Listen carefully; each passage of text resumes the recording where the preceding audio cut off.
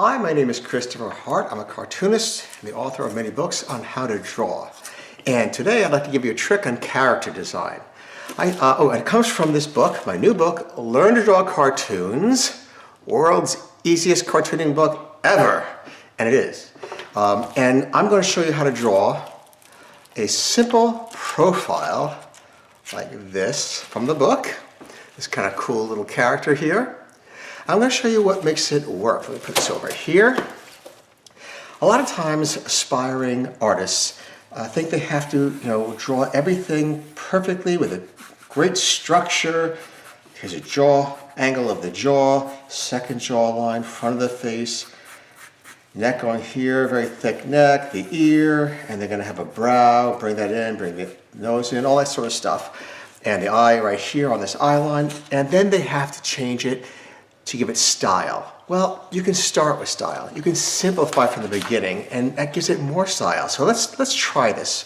So see if you can try with me. So we're gonna have the front of the face be a very long curve, and we're not going to change it. We're gonna keep it like that. Matter of fact, we're gonna bring the neck right here. That's the neck.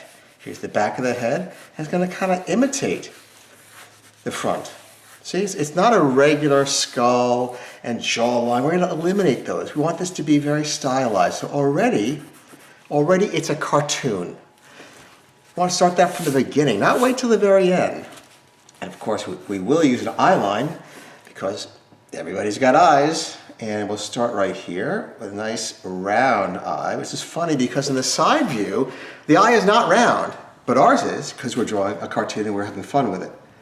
We'll put the pupil here floating next to the front of the eye rather than touching the eye. If it touches the eye in that kind of view, it's going to look weird. So let's leave it like this. And a little eyebrow going up. Now we're going to keep this front curve like so. And starting right here about at the pupil, we will draw a protruding nose because that's funny. I'll cover a little room like so. We'll bring an overbite here. Overbites are funny. It adds a little variety, but we're really underlying this whole thing is that same curve, and the audience will see that in a minute. You'll see what I mean. We'll bring this back here. He's got an look. You bring the bottom lip out, but not as far. Overbite is further. Give him a couple of funny little teeth, like so. And back to that curved line. So what happens is, and I erase this, your viewer doesn't realize that this is all part of a design, but it works, it flows, and that's what they are aware of. I'll bring this out here, little stem, so it looks like he has eyeglasses on. Make it a little darker here so it looks like part of a frame. Now bring this ear here. It doesn't even have to touch the stem, the arm of the eyeglass. That's kind of funny. Really curves, just like the front curves. Curves all around. So it's a very curvy look. You don't think of that, but that's what you're doing. And to contrast it, we'll give him a flat top, like this.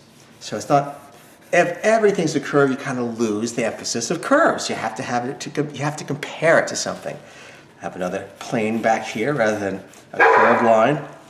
That's my dog. Okay. I think he wants a treat. So, and then another flat line here.